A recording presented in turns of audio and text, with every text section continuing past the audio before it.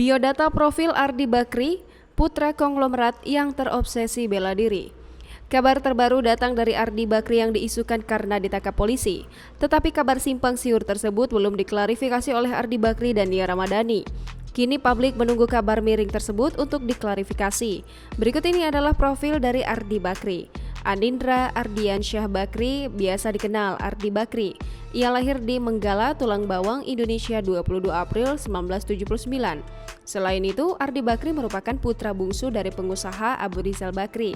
Saat ini, Ardi Bakri menjabat Direktur Utama dari TV One. Perusahaan yang dikelola Ardi Bakri dipelopori oleh kakeknya sendiri, yaitu Ahmad Bakri di tahun 1942. Ardi Bakri menikah dengan artis Nia Ramadhani hingga mempunyai 3 anak.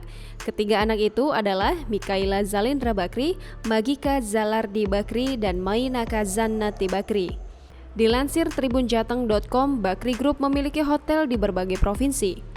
Ardi Bakri juga dikenal sebagai Ketua Komite Olahraga Bela Diri Indonesia. Bahkan obsesinya terhadap dunia bela diri membuatnya berencana menjadikan anaknya petarung MMA. Setelah menjadi Ketua KOBI, Ardi Bakri juga berniat membuat atlet MMA Indonesia menjadi macan Asia.